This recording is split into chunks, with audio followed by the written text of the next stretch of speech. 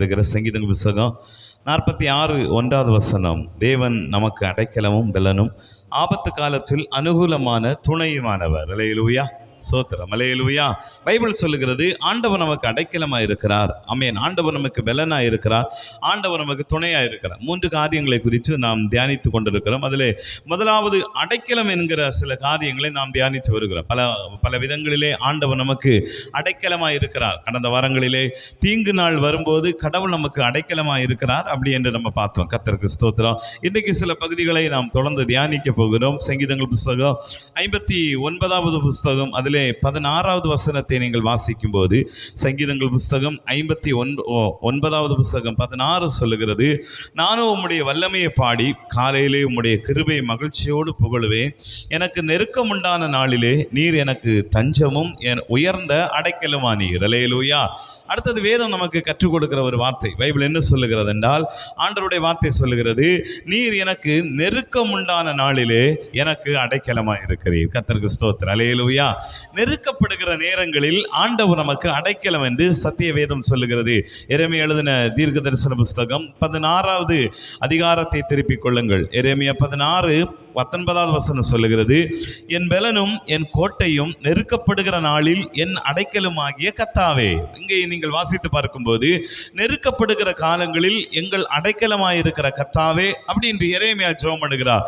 நெருக்கம் நமக்கு வரும்போது வேதத்தில் எழுதப்பட்டிருக்கிறது, நமக்கு கடவுள் அடைக்கலமாயிருக்கிறார். அல்லேலூயா. கைகளை வைத்து சொல்லுங்கள், அல்லேலூயா. நெருக்கம் அப்படிங்கிற ஒரு காரியம் வேதத்தில் எழுதப்பட்டிருக்கிறது. சில நெருக்கம் வர்றதுக்கான பல காரணங்கள் வேதத்தில் சொல்லப்பட்டாலும் சில நேரங்களில் நெருக்கம் வர்றதுக்கு எந்த காரணமுமே இருக்காது. அல்லேலூயா, சோத்திரம், அல்லேலூயா. எந்த காரணமும் இல்லாமல் நாம் பல நேரங்களில் நெருக்கப்படுகிறோம். 1 சாமுவேல் புஸ்தகம் 30வது அதிகாரம் 6வது வசனத்தை நீங்கள் வாசித்து பாருங்கள். 1 சாமுவேல் புஸ்தகம் 30:6 நீங்கள் வாசித்து பார்த்தால் அங்கு எழுதப்பட்டிருக்கிறது, தாவீது மிகவும் நெருக்கப்பட்டான். தாவீது மிகவும் நெருக்கப்பட்டான் என்று எழுதப்பட்டிருக்கிறது. மேலே சில வசனங்களை வாசித்து பார்த்தால் தாவீதுடைய குடும்பத்தை தாவீதுடைய பிள்ளைகள் தாவீதுக்கு இருந்த எல்லாவற்றையும் சிறைப்பிடித்து கொண்டு போகும்போது அந்த ஜனங்கள் முழுவதும் தாவீதோடு கூட இருந்த எல்லா ஜனங்களும் பெலன் இல்லாமல் போக மட்டும் அழுகிறார்கள். வேதம் சொல்லுது, சத்தமிட்டு அழுதார்கள். தாவீது மிகவும் நெருக்கப்பட்டான். என்ன செய்வதுன்னே தெரியல, என்ன பண்றதுன்னே தெரியல. அதுதான் நெருக்கத்தினுடைய சரியான இலக்கணம். அல்லேலூயா. எப்பக்கத்திலும் நாம சூழ்ந்து இருக்கக்கூடிய பிரச்சனை, அதை தாண்டறதுக்கான வழி இல்லாத நிலைமை. அப்படிப்பட்ட சூழ்நிலையில பைபிள் ஒரு காரியத்தை சொல்லுகிறது, தாவீதை ஆண்டவர் நெருக்கத்திலிருந்து விடுவித்தார். நம்புறவங்க மாத்திர கைகளை வைத்து சொல்லுங்க, அல்லேலூயா. பைபிள் நமக்கு கற்றுக் கொடுக்கிறது, சில நேரங்களிலே தாவீதை போல நாம எந்த காரணமும் இல்லாமல் நெருக்கப்படுவோம். இந்த வசனத்தை நீங்க வீட்டில் போய் வாசி பாருங்க. ஒரு பிரச்சனையும் இல்லை. அவன் பாட்டுக்கு யுத்தத்தை செஞ்சா, அவன் பாட்டுக்கு போயிட்டு வந்தான். ஆனா இவன் கூட இருந்த அவலத்தை எதிரிகள் திருடி கொண்டு போனார்கள், எதிரிகள் சிறைபிடித்துட்டு போனாங்க. இப்போ ஒன்றும் பண்ண முடியாத சூழ்நிலை. தாவீது எந்த தப்பும் செய்யல, இந்த சூழ்நிலையில எந்த தப்பும் பண்ணல. ஆனாலும் அவனுக்குள்ள ஒரு பெரிய நெருக்கம் உண்டானது. அநேக நேரங்களில் நம்ம வாழ்க்கையிலேயே நாம ஜெபம் பண்ணுவோம், உபவாசிப்போம், ஆராதிப்போம், சர்ச்சுக்கு வருவோம், எல்லாம் செய்வோம், ஆனாலும் நெருக்கப்படுவோம். அல்லேலூயா. இவைகளை நாம் தாண்டி தான் போக வேண்டியது இருக்கிறது. அல்லேலூயா. உலகத்தில் இருக்கிற வரைக்கும் இப்படிப்பட்ட பிரச்சனைகள் இருக்கிறது. ஆனால் கர்த்தர் ஒரு காரியத்தை சொல்லுகிறார். நீங்கள் வேதத்தை வாசித்து பார்க்கும்போது, சங்கீதங்கள் புஸ்தகத்தை நீங்கள் வாசித்து பார்க்கும்போது, ஆண்டவருடைய வார்த்தை என்ன சொல்லுது, நமக்கு நெருக்கம் வருகிறது எவ்வளவு உண்மையோ அதே போல் நாம் நெருக்கத்திலிருந்து விடுதலையாவதும் அதைவிட உண்மை என்று கர்த்தருடைய வார்த்தை சொல்லுகிறது. வேதத்தை நீங்கள் வாசித்து பார்த்தால் ஆண்டவர் எல்லா நெருக்கத்திலும் இருந்து என்னை விடுவித்தார் அப்படி என்று எழுதப்பட்டிருக்கிறது. சங்கீதம் 54:7 நீங்கள் வாசித்து பாருங்கள். சங்கீதம் 54:7 சொல்லுகிறது, அவர் எல்லா நெருக்கத்தை நீக்கி என்னை விடுவித்தார். நமக்கு வருகிற சகல நெருக்கத்திலும் இருந்து ஆண்டவர் நம்மை விடுவிக்கிறார். வேதத்தில் இன்னும் நீங்கள் அநேக வேத பகுதிகளை வாசிக்கும் போது, சங்கீதம் 18:6 நீங்கள் வாசித்தால் அதில் எழுதப்பட்டிருக்கிறது, எனக்கு உண்டான நெருக்கத்திலே கர்த்தரை நோக்கி கூப்பிட்டு என் தேவனை நோக்கி அபயமிட்டு தமது ஆலயத்திலிருந்து என்னுடைய சத்தத்தை கேட்டார். ஆண்டவருடைய வார்த்தை சொல்லுது, எனக்கு நெருக்க வரும்போதெல்லாம் ஆண்டவர் என்னுடைய சத்தத்தை கேட்கிறார். ஆண்டவர் எனக்கு விடுதலை கொடுக்கிறார். ஆண்டவர் என்னை விடுதலையாக்கி அடைக்கலமாய் இருக்கிறார். அல்லேலூயா. உங்களுக்கு நெருக்கம் வர்றதுனால நீங்க கவலைப்படாதீங்க. அந்த நெருக்கத்துல கடவுள் இருக்கிறாரா என்று பாருங்க, அதான் முக்கியம். அல்லேலூயா. உங்கள் பிரச்சனையின் நடுவில் இயேசு இருக்கிறாரா? உங்களுடைய போராட்டத்தின் நடுவில் இயேசு இருக்கிறாரா? அதான் ரொம்ப முக்கியம். நெருக்கம் வராதென்று வேதத்தில் சொல்லப்படவில்லை. நெருக்கம் வரும், ஆனால் அந்த நெருக்கத்தின் நடுவில் கடவுள் வருகிறாரா? Price the lord. அல்லேலூயா. நீங்கள் சங்கீதம் 129:1-2 வாசித்து பார்த்தால் அங்கே எழுதப்பட்டிருக்கிற வார்த்தையை பாருங்க. சிறு வயது தொடங்கி அநேகம் தரம் என்னை நெருக்கினார்கள். சங்கீதக்காரர் என்ன சொல்லுகிறார்? சின்ன வயசிலிருந்தே நான் இப்படிப்பட்ட பிரச்சனையை சந்திச்சுட்டு வர்றேன். சிறு வயது தொடங்கி அநேகம் தரம் என்னை நெருக்கியும் என்ன செய்யலை? Praise the lord. அல்லேலூயா. அதான் ரொம்ப முக்கியம். பைபிள் என்ன சொல்லுதுன்னா, அநேக தரம் நான் நெருக்கப்படுகிறேன், அநேக நேரங்களிலே நான் இப்போ நெருக்கத்திலே அகப்பட்டு கொண்டிருக்கிறேன். ஆனால் சங்கீதக்காரன் ஒரு காரியத்தை முக்கியமாக சொல்லுகிறார், எவ்வளவு தூரம் நான் நெருக்கப்பட்டோம், அவர்கள் என்னை மேற்கொள்ளாமல் போனார்கள். எல்லாரும் நம்புறவங்க மாத்திரம். அல்லேலூயா. ஆண்டவருடைய பிள்ளைகளுக்கு கடவுள் கொடுக்குற ஒரு பெரிய வாக்குத்தத்தம் என்ன தெரியுமா? எத்தனை பிரச்சனை வந்தாலும் நீங்கள் வெளியே வருவீர்கள். பக்கத்தில் உங்களை கையை பிடிச்சிட்டு சொல்லுங்க, எத்தனை நெருக்கம் வந்தாலும் நீங்க ஒரு நாள் வெளியே வருவீர்கள். நெருக்கம் அதிகரிக்க அதிகரிக்க உங்களுக்கு விடுதலையும் அதிகரிக்கும். Praise the lord. அல்லேலூயா. அதனால நெருக்கத்தை பற்றி கவலையே படாதீங்க. கண்டிப்பா இந்த நெருக்கத்திலிருந்து தேவன் என்னை விடுதலையாக்குவார். ஆமென். அல்லேலூயா. எப்படிப்பட்ட நெருக்கத்திலிருந்து தேவன் என்னை விடுதலையாக்குவார்? இங்க சொல்லுது, சின்ன வயசுலேருந்தே நான் இதை பார்த்துட்டேன், பார்த்ததுனால எனக்கு பிரச்சனை இல்லை. நான் நெருக்கப்படுகிற நேரங்களில் எல்லாம் என் தேவன் எனக்கு அடைக்கலமாய் இருக்கிறார். நம்புறவங்க மாத்திரம். அல்லேலூயா. நெருக்கம் வர்றதை போல அடைக்கலமாய் கர்த்தர் இருப்பது ரொம்ப முக்கியம். அதுதான் ரொம்ப முக்கியம். பைபிள் சொல்லுது, நமக்கு பிரச்சனை வரும்போது கடவுள் நம்மோடு இருக்கிறாரா, ஆண்டவர் நம்மோடு இருக்கிறாரா, அதை மாத்திரம் பார்த்துக்கோங்க. வேதத்தில் நீங்க வாசிச்சு பாருங்க. யோசுவா மோசைக்கு அப்புறமா பதவியேற்ற உடனே நடத்த ஆரம்பிக்கும் போது எல்லாருக்கும் யோசுவா பேசும்போது ஒரு வார்த்தையை சொல்லி, ஆண்டவருடைய வசனத்தை சொல்லும்போது அவங்க திருப்பி யோசுவா விட்ட ஒரு வார்த்தையை சொல்றாங்க, ஆண்டவர் மாத்திரம் மோசையோடு இருந்தது போல உம்மோடு இருக்கணும். அல்லேலூயா. சோத்திரம். கரங்களை வைத்து சொல்லுங்க பார்க்கலாம். அல்லேலூயா. நீங்கள் யோசுவா 1ஆம் அதிகாரத்தை நீங்கள் திருப்பிக் கொள்ளுங்கள். அதிலே நீங்கள் வாசித்து பாருங்கள். 17ஆவது வசனத்தை நீங்கள் வாசித்து பாருங்க. 17ஆவது வசனத்தில் என்ன எழுதப்பட்டிருக்கிறது? நாங்கள் மோசைக்கு செவி கொடுத்தது போல உமக்கும் செவி கொடுப்போம், உம்முடைய தேவனாகிய கர்த்தர் மாத்திரம் மோசையோடு இருந்தது போல உம்மோடு இருப்பாராக. அல்லேலூயா. இதான் ரொம்ப முக்கியம். பைபிள் என்ன சொல்லுதுன்னா, ஆண்டவர் நம்மோடு இருப்பாராக, கடவுள் நம்மோடு இருப்பாராக. அதான் முக்கியம். அதான் யோசுவா பத்தி சொன்னாங்க, நீங்க என்ன நடத்த வந்துருக்கீங்க, எங்களை வழி நடத்த போறீங்க, ஒன்றும் பிரச்சனை இல்லை, உங்களுக்கு நாங்கள் கடைசி வரைக்கும் செவி கொடுப்போம். ஆனா மோசே கூட இருந்த ஆண்டவரை உங்க கூட நான் பார்க்கணும். நம்புறீங்களா? ஆண்டவர் உங்களுக்கு அதை தான் சொல்றாரு. பிரச்சனை இதுவரைக்கும் வந்தது உண்மை, தாவீதுக்கு வந்தது உண்மை, வேதத்தில் இருக்கிற பக்தர்களுக்கு வந்ததெல்லாம் உண்மை. அவர்கள் கூட இருந்த கடவுள் உங்க கூட இருப்பார். ஆமென். அல்லேலூயா.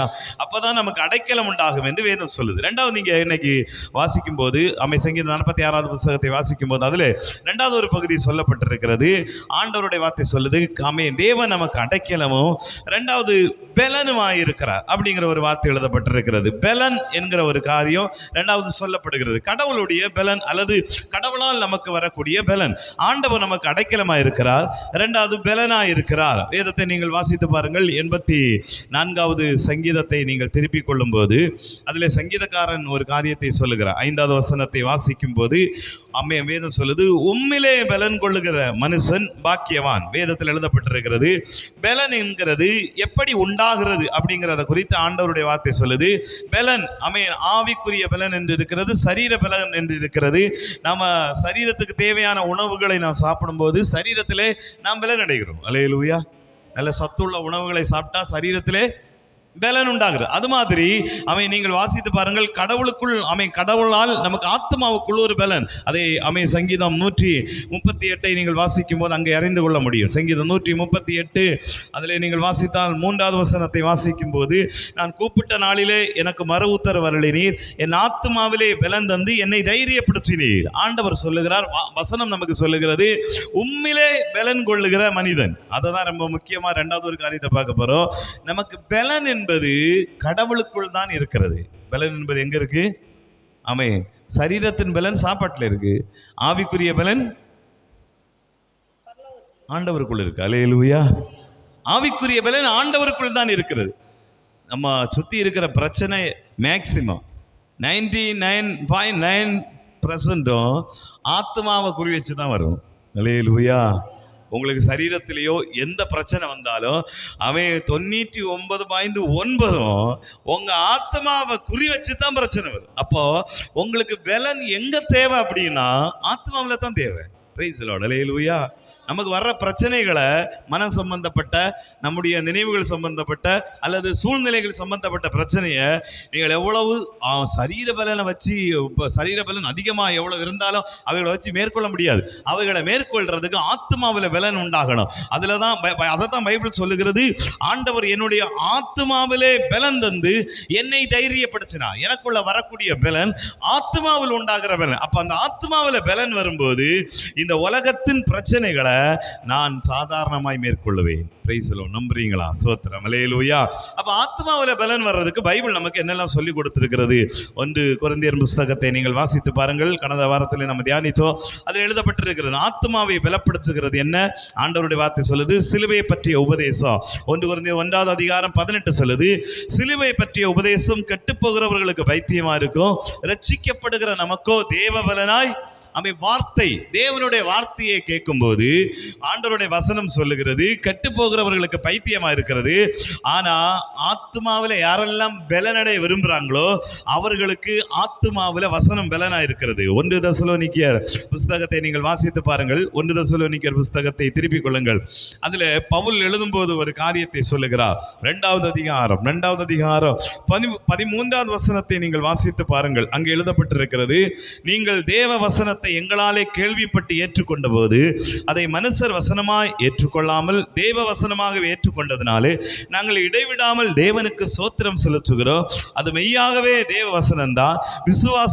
விசுவாசிக்கிற உங்களுக்குள்ளே அது பலனும். Praise the lord. அல்லேலூயா. வசனம் அதுதான் தேவனுக்குள் பலனடைவது அல்லது ஆத்மாவில் பலனடைவதற்கு உதவி செய்கிற காரியம். 1 வசனம். ஆண்டவருடைய வசனம் சொல்லுது, விசுவாசிக்கிற உங்களுக்குள்ளே அது என்ன செய்யும்? பலன் செய்யும். அல்லேலூயா. எந்த ஒரு மனிதன் வசனத்தை விசுவாசிக்கிறானோ, எந்த ஒரு மனுஷன் வசனத்தை ஏற்றுக்கொள்கிறானோ அந்த மனிதனுக்குள்ளே வசனம் கிரியை செய்யும். அல்லேலூயா. அவன் ஆத்மாவுக்கு பலனை தரும். அவன் ஆத்மாவுக்குள் இருக்கிற ஆத்மாவுக்கு விரோதமான போராட்டங்களை அவனுடைய ஆவிக்குரிய சம்பந்தப்பட்ட பிரச்சனைகளை அவனுக்கு கொடுக்கப்படுகிற வார்த்தையை வச்சுதான் அவன் மேற்கொள்வான். வேற ஒண்ணுமே இல்லை. நம்ம பிரச்சனையை மேற்கொள்றதுக்கு முதலாவது வார்த்தை. அல்லேலூயா. சத்தமாய் சொல்லுங்கள். அல்லேலூயா. இதுதான் தேவனுக்குள் பலனடைகிற காரியம். 2வது ஏசாயா 41வது அதிகாரம். ஏசாயா 41வது அதிகாரம் கடைசி வசனத்தை நீங்கள் வாசிக்கும் போது அங்கு எழுதப்பட்டிருக்கிற வார்த்தை 2வது எழுதப்பட்டிருக்கிறது, ஆண்டவருக்குள் பலனடைவது. 40 கடைசி வசனம் சொல்லுது, கர்த்தருக்கு காத்திருக்கிறவர்களோ புது பலன் அடைந்து கழுகுகளைப் போல சட்டைகளை அடித்து எழும்புவார்கள், அவர்கள் ஓடினாலும் இளைப்படையார்கள், நடந்தாலும் சோர்ந்து போகார்கள். 2வது பைபிள் எழுதப்பட்டிருக்கிற வார்த்தை ஆண்டவருக்குள் பலன் அடைகிறதுக்கு 2வது கர்த்தர் சொல்றாரு, ஆண்டவருக்கு காத்திருங்க. அல்லேலூயா. Price the lord. அல்லேலூயா. பலன் தானாவே நமக்கு வரும். ஆமென். ஸ்தோத்திரம். அல்லேலூயா. சத்தமாய் சொல்லுங்க. அல்லேலூயா. இப்போ ஒரு புதிய ஒரு சார்ஜர் கண்டுபிடிச்சிருக்காங்க. அந்த பேட்டரிக்கு மேலே செல்ல வச்சா தானே சார்ஜ் ஆகிடும். அல்லேலூயா. இப்போ புதுசாக வந்துருச்சு. அது சீக்கிரம் சந்தையில் வரும். அப்போ இதுக்கு ஈடாக ஒரு காரியத்தை நான் உங்களுக்கு சொல்கிறேன். கடவுளுடைய சமூகத்தில் பேசாமல் உட்காருங்க, சார்ஜ் ஏறும். அல்லேலூயா. ஸ்தோத்திரம். அல்லேலூயா. பலன் தானாவே உண்டாகும். இது ஒரு பெரிய ரகசியம் பாருங்க. ஆண்டவருடைய சமூகத்தில் போய் உட்கார்ந்தாலே நமக்கு என்ன வரும்? பலன் வரும். அல்லேலூயா. ஏன்னா வேற எங்கேயுமே நமக்கு பலன் சார்ஜ் ஏறக்கூடிய காரியம் இல்லை. சார்ஜ் இங்கே தான் இருக்கு. அல்லேலூயா. சத்தமாய் கைகளை உயர்த்தி சொல்லுங்க பார்க்கலாம். அல்லேலூயா. உங்களுக்குள்ள சார்ஜ் ஏற்றுற ஒரு பவர் மிஷின் தேவனுடைய சமூகத்தில் இருக்கிறது. அதனால உள்ள போகிற ஒரு மனுஷன் வெளியே வரும்போது பிரகாசிச்சுட்டு வருவான். அல்லேலூயா. இப்போ எக்ஸாம்பிள் உங்களுக்கு சொல்றேனே, 40 நாள் மோசே சீனாய் மலையில் தேவனோடு இருந்தான். அப்படிதானே? 40 நாள் தேவனோடு இருந்தான். இதை 40 நாளும் மோசே என்ன பண்ணினார்? பேசாம உட்கார்ந்தார். அல்லேலூயா. ஆமாவா இல்லையா? கர்த்தர் பேசினாரா மோசே பேசினாரா? கர்த்தர் பேசிட்டு இருக்கிறார். இவர் ஜெபம் பண்ணார், ஆராதிச்சா. இவர் பேசாம அவரை பார்த்துட்டே இருந்தார். வெளியில வரும்போது இவர் முகமும் பிரகாசிச்சு. அல்லேலூயா. அப்போ நான் நினைக்கிறேன் சார்ஜ் ஏறிட்டு. அல்லேலூயா.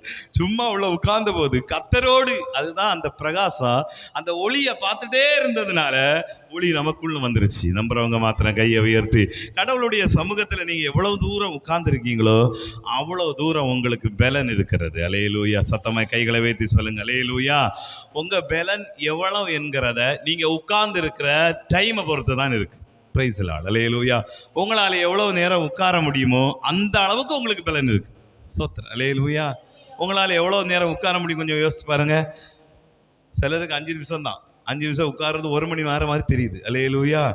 சிலருக்கு 10 நிமிஷம் இருந்தால் 2.5 மணி நேரம் உட்கார்ந்தது மாதிரி தெரியுது.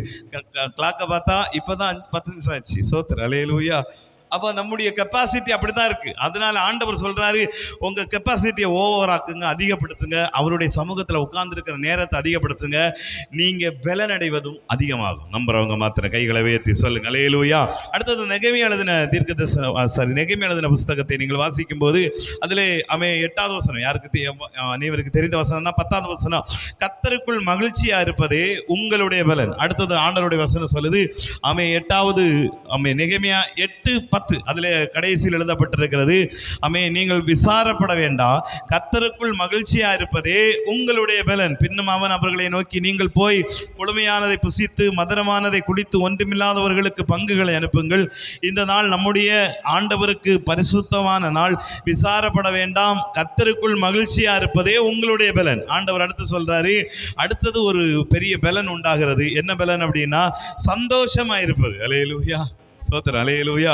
கடவுளுக்குள் சந்தோஷமா இருப்பது, தேவனுக்குள் மகிழ்ச்சியா இருப்பது. இது ரொம்ப வித்தியாசமா இருக்கிறது. என்ன வித்தியாசம் அப்படின்னா, பிரச்சனை வரும்போது கடவுளுக்குள் எப்படி சந்தோஷமா இருக்க முடியும்? நல்லது நடக்கும்போது சந்தோஷமா இருக்கலாம், அப்படித்தானே? ஆமாவா இல்லையா? சொல்லுங்கள். அல்லேலூயா. உங்க வாழ்க்கையில நல்லது நடக்குது, அப்போ நீங்க இப்போ சந்தோஷமா இருப்பீர்கள். உங்களுக்கு வாழ்க்கையில கொஞ்சம் துக்கம் நடக்குது, என்ன பண்ணுவீங்க? சந்தோஷம் ஆட்டோமேட்டிக்காக ஷட் டவுன் ஆயிரும். அல்லேலூயா. திடீர்னு ஆஃப் ஆயிரும், ஒன்றையும் காணாது. அப்போ நம்ம சுற்றி என்ன நடக்கும் தெரியுமா? நான் உங்களுக்கு சொல்றேனே, ஒரு ஏகாந்தம். அல்லேலூயா. ஒரு ஏகாந்தம் அப்படியே தெரியும். சில நேரம் நான் யோசிச்சு பார்த்துருக்கேன், விசுவாசமே இல்லாத மாதிரி தெரியும். பிரைஸ்லாம் ரட்சிக்கப்படாத மாதிரியே தெரியும். அல்லேலூயா. கடவுளுக்கு நமக்கு சம்பந்தம் இல்லாத மாதிரி சில சூழ்நிலைகள் தெரியும். அப்பதான் நீங்க சந்தோஷத்தை துவங்குகிற நேரம். அல்லேலூயா. அப்ப எப்படி சந்தோஷிக்கணும்னா, தேவனுக்கு உள்ள. அல்லேலூயா. அதனால தான் சங்கீதக்காரன் சொல்லுவேன், கர்த்தருக்குள் மகிழ்ச்சியா இருப்பது. அல்லேலூயா. எப்படின்னா, ஆண்டவருக்குள் எப்படி இருக்கணும்னா, கர்த்தருடைய வார்த்தைக்குள், ஆண்டவருடைய வாக்குத்தத்தத்துக்குள், ஆண்டவருடைய சமூகத்துக்குள், என் தேவன் என்னை அழைச்சவர், என்னை நடத்துவார், என்னை உயர்த்துவார், என்னை மேன்மைப்படுத்துவார். எனக்கு இருக்கிற வாக்குத்தத்தங்கள் அவ்வளோ பெரிது. இந்த சத்தியம் பொய் சொல்லாது, என்னை உயர்த்தும், என்னை மேன்மைப்படுத்தி, என்னை வாழ வைக்கும். நான் அழைக்கப்பட்டது உயர்வதற்காய், மேன்மை அடைவதற்காய், இப்படிப்பட்ட பிரச்சனைகளை நான் சாவதற்கல்ல. அல்லேலூயா. சொல்லி பாருங்க, சொல்லிக்கிட்டே இருங்க, யோசிச்சுட்டே இருங்க. அதுதான் உங்களுக்குள்ள மகிழ்ச்சியை உண்டாக்கும். தேவனை நினைச்சு சந்தோஷப்படுதல். அல்லேலூயா. சத்தமாய் கைகளை வைத்து சொல்லுங்க பார்க்கலாம். அல்லேலூயா. சத்தமாய் சொல்லுங்கள். அல்லேலூயா. பிரச்சனை வரும்போது பொதுவாக சொல்லுவாங்க, ஒரு ஸ்திரீ பிள்ளையை ஈன்றெடுக்கும் போது அதுவரைக்கும் இருந்த வலியை பிள்ளையை பார்த்த உடனே மாத்திடுவா. அல்லேலூயா. அது என்ன அப்படின்னா, வாக்கு தத்தங்களை பார்த்த உடனே அவ்வளவு பிரச்சனையும் மாறி போயிடும். ஆண்டவருடைய வாக்கு தத்தம் நமக்குள் கிரிய செய்ய ஆரம்பிக்கும். நாம தேவனுக்குள் சந்தோஷப்படப்பட நமக்கு இருக்கிற பிரச்சனை அப்படியே ஓடிடும். பிசாசு எப்பவுமே நம்ம அள வச்சு சந்தோஷப்படுகிறா, ஆனா நீங்க அவங்கிட்ட அளவே கூடாது. அல்லேலூயா. அழுதா கடவுளுடைய சமூகத்துல மட்டும் அழுங்க, தேவனுடைய சமூகத்தில் அழுங்க, தேவனுடைய பாதத்துல கண்ணீரை ஊத்திட்டு பேசாம அன்னாட மாதிரி இருங்க. அல்லேலூயா. அதுக்கப்புறம் அவள் துக்கமுகமாய் இருக்கவே இல்லை. கண்ணீரை ஊற்றியாச்சு, ஏன்னா அவ்வளோதான், நான் கொடுக்க வேண்டிய இடத்துல கொடுத்துட்டேன் அப்படின்னு போய் பாருங்க. பைபிள் சொல்லுகிறது, உங்கள் துக்கத்தை சந்தோஷமாய் மாற்றுவா. நம்புறவங்க மாத்திர கைகளை உயர்த்தி அல்லேலூயா. ஆண்டவருடைய வசனம் சொல்லுது, கர்த்தருக்குள் சந்தோஷமாயிருங்க. அது ஆட்டோமேட்டிக்கா உங்க பலனை அதிகரிச்சுட்டே இருக்கும். உங்க ஆத்மாவுக்குள்ளாடி உங்களுக்கு தெரியாமலே பலன் வந்துகிட்டே இருக்கும். பல நேரங்களில் நம்முடைய பலன் நமக்கு தெரியாது, அது தானாவே ரீசார்ஜ் ஆகிட்டு இருக்கும். அல்லேலூயா. அதனால ஆண்டவர் சொல்றாரு, ஆண்டவர் எனக்கு பலன் தரணும்னா உண்மையிலே நான் பலன் கொள்வேன். அல்லேலூயா. எல்லாரும் அப்படி எழுந்து இருக்கலாமா? எல்லாரும் அப்படி எழுந்து இருப்போம். எல்லாரும் ஜெபம் பண்ணுவோம். எல்லாரும் அப்படியே செபிப்போம் ஆண்டவருடைய சமூகத்தில். Thank you lord. ஹல்லேலூயா, ஹல்லேலூயா, ஹல்லேலூயா. எல்லாரும் ஆண்டவருடைய சமூகத்தில் செபிக்க போகிறோம். வேத வசனம் நமக்கு கற்றுக் கொடுக்கிறது, பரிசுத்த வேதம் நமக்கு சொல்லிக் கொடுக்கிறது, உம்மிலே பலன் கொள்ளுகிற மனிதன் பாக்கியவான். ஹல்லேலூயா. எப்படி ஆண்டவரில் பலன் அடைவது? ஆண்டவரில் பலன் அடைவது எப்படி? அவருடைய வசனத்தை பிடித்து கொள்வது, அவருடைய வசனத்திலே விசுவாசம் வைப்பது. விசுவாசிக்கிற எல்லாருக்குள்ளும் வசனம் பலன் செய்கிறது. ஹல்லேலூயா. வார்த்தை யாருக்குள் பலன் செய்யும்? யாருக்கு பலன் கொடுக்கும் தெரியுமா? கெட்டு போகிறவர்களுக்கு அது பைத்தியமா இருக்கும், ரட்சிக்கப்படுகிறவர்களுக்கு, ஆசையாய் தேடுகிறவர்களுக்கு. அதனால தான் பவுல் சொல்லுகிறார், நானும் ஆசையாய் தொடருகிறேன். சத்தியத்தை கேட்பதில் ஒரு ஆசை, தேவனை பின்பற்றுவதில் ஒரு ஆசை, ஆண்டவருடைய சமூகத்தில் ஆராதிப்பது ஒரு ஆசை. ஹல்லேலூயா. அதுதான் என் வாழ்க்கையில பலனை கொண்டு வருது. Price the Lord. எனக்குள்ள விசுவாசத்தை அதிகப்படுத்துகிறது. அவங்களுக்குள்ள தான் இந்த வசனங்கள் கிரிய செய்யும். எல்லாருக்குள்ளும் வார்த்தைகள் கிரிய செய்யாது. எல்லாருக்கும் வார்த்தைகள் வார்த்தையா இருக்கும், ஆனா எனக்கு வார்த்தை பலனா இருக்கும். ஹல்லேலூயா. நம்புறவங்க ஆண்டவருக்கு நன்றி சொல்லுங்க. எல்லாருக்கும் வார்த்தை வெறும் வார்த்தையா தான் இருக்கிறது, ஆனா எனக்கு வார்த்தை எனக்கு ஆகாரமா இருக்கிறது. அதனால தான் சொல்லுகிறான், எனக்கு இருக்கிற ஆகாரத்தை விட உம்முடைய வசனத்து மேல் பிரியமா இருக்கிறேன், அவைகளை நான் உட்கொண்டு. ஏன்னா என் ஆத்மாவுக்கு அதுதான் சாப்பாடு. ஹல்லேலூயா. என் ஆத்மாவுக்கு அதான் சாப்பாடு. ஆண்டவருடைய சமூகத்தில் நீங்க உட்கார நீங்க சோத்திரம் பலன் அடைந்து கொண்டே இருப்பீர்கள். எவ்வளவு நேரம் தேவ சமூகத்தில் இருக்கிறீங்களோ அவ்வளவு நேரம் உங்களுக்கு பலனும் அதிகரித்து கொண்டே இருக்கும். உங்க ஜெப நேரத்தை அதிகப்படுத்துங்க, தேவ சமூகத்தில் காத்திருக்கிற நேரத்தை அதிகப்படுத்துங்க. உங்களுடைய பலனும் அதிகமா இருக்கும். அதனால தான் ஆண்டவருடைய வசனம் சொல்லுது, கர்த்தருக்கு காத்திருக்கிறவர்கள் புது பலன் அடைந்து கழுகுகளை போல சிட்டைகளை அடித்து எழும்புவார்கள். கர்த்தருக்குள் மகிழ்ச்சியாய் இருப்பதே உங்களுடைய பலன். ஹல்லேலூயா. நீங்க சந்தோஷமா இருக்கணும்னா கர்த்தரை நினைச்சு சந்தோஷமா இருங்க, அவருடைய வாக்கு தத்தத்தை நினைச்சு சந்தோஷமா இருங்க. நமக்கு அநேக பிரச்சனை வரும்போது நாம் சந்தோஷமா இருக்க முடியாது.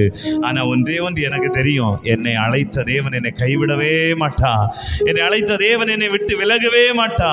தாவீதை குறித்து நாம் தியானித்தோம். அவன் மிகவும் நெருக்கப்பட்டான், ஆனா கர்த்தருக்குள் தன்னை திடப்படுத்தி கொண்டான். அவனுக்குள்ள ஒரு திடன் வந்துருச்சு. இல்லை, என் தேவன் என்னை இதற்காய் அழைக்கவில்லை. ஹல்லேலூயா. இப்படிப்பட்ட ஏகாந்த நிலைமைக்குள் நான் இருப்பதற்காய் தேவன் என்னை அழைக்கவில்லை. சுற்றிலும் அடைக்கப்பட்ட நிலைமையில் இருப்பதற்காய் கடவுள் என்னை அழைக்கவில்லை, இதை தாண்டுவதற்கு அழைச்சிருக்கிறார். அதனால தான் நெருக்கப்படுகிற நேரங்களில் கடவுள் நமக்கு தஞ்சமாய் இருக்கிறார், அவர் நமக்கு அடைக்கலமாய் இருக்கிறார். நெருக்கப்படுகிறீர்களா? எல்லா இடமும் எல்லா இடத்திலும் உங்களுக்கு நெருக்கம் உண்டாயிருக்கிறதா? சங்கீதக்காரர் சொல்லுகிறார், எல்லா நெருக்கத்தையும் அவர் என்னை விட்டு நீக்கினார். ஹல்லேலூயா. நெருக்கம் வருகிறது எவ்வளவு உண்மை, அதுபோல் விடுதலை வருவது அதைவிட உண்மை. ஏனென்றா நம்ம ஆண்டவர் நெருக்கப்படுகிற நேரங்களில் நமக்கு உதவி செய்கிற ஒரு தேவர். வேதம் சொல்லுது, அவர் நமக்கு அடைக்கலமாய் இருக்கிறார். எல்லா சூழ்நிலையிலும் நீங்கள் நெருக்கப்படும் போது பரிசுத்த தேவன் உங்களுக்கு அடைக்கலமாய் வருவார், உங்க பக்கத்துல வந்து நிற்பா, உங்களை சுற்றிலும் அவர் வேலியா இருப்பார். நான் உனக்கு துணை நிற்கிறேன் என்று சொல்லுவார், நான் விட்டு விலக மாட்டேன் என்று சொல்லுவார். நெருக்கப்படுகிற நேரங்களில் கர்த்தர் உங்களோடு இருக்கிறாரா? அதுதான் ரொம்ப முக்கியம். நெருக்க வரட்டும், பிரச்சனை வரட்டும், போராட்டம் வரட்டும், ஆனா என் கூட ஆண்டவர் இருக்கிறாரா? அதுதான் முக்கியம். அதனாலதான் யோசுவா பார்த்து ஜனங்கள் சொன்னாங்க, என்னத்தான் நீங்க எங்களை நடத்தினாலும் உங்க கூட கர்த்தர் மட்டும் இருப்பாராங்க. ஹல்லேலூயா. இன்றைக்கு ஆண்டவராகிய தேவன் நம்மையும் பார்த்து சொல்லுகிறார், பிரச்சனை வரும்போது இயேசு மாத்திரம் உங்க கூட இருப்பாராக. இயேசு உங்க கூட இருக்கும்போது உங்க படகு கவிழ்வதில்லை. இயேசு உங்க கூட இருக்கும்போது நீங்கள் தோற்று போவதில்லை.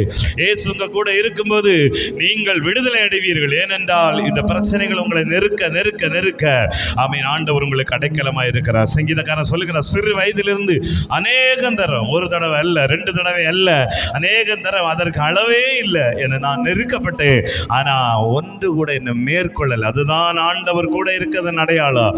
எத்தனை பிரச்சனை வந்தாலும் அது என்ன ஒண்ணும் பண்ணாது. ஹல்லேலூயா. அதனாலதான் சங்கீதக்காரன் சொல்லுகிறான், அவைகள் என்னை மேற்கொள்வதில்லை. ஹல்லேலூயா. நீங்க தான் அவைகளை மேற்கொள்ளணும், அவைகள் உங்களை மேற்கொள்ளாது, அவைகள் உங்களை ஒன்றும் செய்யாது. ஆண்டவர் உங்களை மேற்கொள்ள வைக்கிறார். ஒப்பு கொடுப்பீங்களா? கர்த்தாவே, என் நெருக்கத்திலே நீர் ஆண்டவரே துணையா, என் நெருக்கத்திலே என் விடுதலையா, பரிசுத்த தேவன் எனக்கு துணையா இருக்கிறபடியால் உமக்கு நன்றி ஆண்டவரே. உங்களுடைய மேலான கிருபை ஆண்டவர் எங்களை நடத்துகிறதுக்காய், மேலான பிரசன்னம் எங்களை நடத்துகிறதுக்காய், ஆவியானவரே நீர் எங்களை ஆண்டவரை மேன்மைப்படுத்துகிறதுக்காய் நன்றி ஆண்டவரே. கர்த்தருடைய சமூகத்தில் ஒப்பு கொடுப்பீங்களா? ஹல்லேலூயா, ஹல்லேலூயா, ஹல்லேலூயா, ஹல்லேலூயா, ஹல்லேலூயா, ஹல்லேலூயா, ஹல்லேலூயா. ஆண்டவர் நம்மை விடுதலையாக்குகிற தருகிற தேவன். ஆண்டவர் நமக்கு ஆமென் ஸ்தோத்திரம் பலன் கொடுக்கிற தேவன். தேவ சமூகத்தில் நம்ம எவ்வளவு நேரம் இருக்கிறோமோ அவ்வளவு நேரம் நமக்கு பலன் உண்டாகி கொண்டே இருக்கிறது. சத்தியத்தை எவ்வளவு தூரம் கேட்குறீங்களோ அவ்வளவு தூரம் உங்களுக்கு பலன் உண்டாகி கொண்டே இருக்கும். ஆண்டவருடைய சமூகத்தில் நீங்க எவ்வளவு நேரம் காத்திருக்கிறீங்களோ உங்களுடைய பலனின் அளவும் அவ்வளவு பெரிதாக இருக்கிறது. ஹல்லேலூயா ஆமென். தேவனுக்குள் மகிழ்ச்சியாக இருப்பது, அவருடைய வாக்குத்தத்தங்களை நினைத்து, அவருடைய சமூகத்தை நினைத்து, அவருடைய பாதத்தை நினைத்து சந்தோஷமா இருப்பது. அதனால தான் பவுல் சொல்லுகிறார், சந்தோஷமா இருங்கள், சந்தோஷமா இருங்கள். மறுபடியும் சொல்லுகிறேன், இந்த பாடுகளில் இருந்து, இந்த வேதனையில் இருந்து நம்மை தேவன் விடுதலையாக்குவா. இனி வரும் மகிமைக்கு இவைகள் ஒப்பிடத்தக்கவைகள் அல்ல, அதனால் நீங்கள் சந்தோஷப்படுங்கள் என்று சொல்லுகிறார். ஆண்டவருடைய சமூகத்தில் நம்ம ஒப்பு கொடுப்போம். ஆண்டவரே, நாங்கள் உமக்குள் மகிழ உதவி செய்யுங்க தகப்பனே. ஹல்லேலூயா. உமக்குள் மகிழ எங்களுக்கு உதவி செய்யுங்க தகப்பனே. இயேசுவே, உம்முடைய பிரசன்னம் எங்க மேல இறங்கட்டும். தேவனே, உம்முடைய கிருபை எங்க மேல இறங்கட்டும். தேவனே, உம்முடைய மகிமை எங்க மேல இறங்கட்டும். ஆவியானவர் எங்கள் நடுவில் இறங்கி வருவீராக. ஆவியானவர் எங்கள் மத்தியில் உம்முடைய பிரசன்னத்தை அனுப்புவீராக. ஆவியானவர் உம்முடைய கிருபைகளை எங்களுக்கு அனுப்புவீராக தகப்பனே. ஆவியானவர் ஆண்டவர் உம்முடைய மகா பெரிய மகத்துவத்தை எங்களுக்கு அனுப்பி கொடுப்பீராக. ஆவியானவரே, எங்கள் நடுவில் நீர் இறங்கி வந்து எங்கள் நெருக்கத்திலிருந்து எங்களை விடுதலையாக்குவீராக. எங்கள் கஷ்டத்திலிருந்து எங்களை விடுதலையாக்குவீராக. எங்கள் வேதனையிலிருந்து எங்களை விடுதலையாக்குவீராக. ஆண்டவர், எங்கள் உபத்திரவத்திலிருந்து எங்களை விடுதலையாக்குவீராக. எங்கள் கூட நீர் இருப்பீராக தகப்பனே. ஹல்லேலூயா, ஹல்லேலூயா, ஹல்லேலூயா, ஹல்லேலூயா, ஹல்லேலூயா.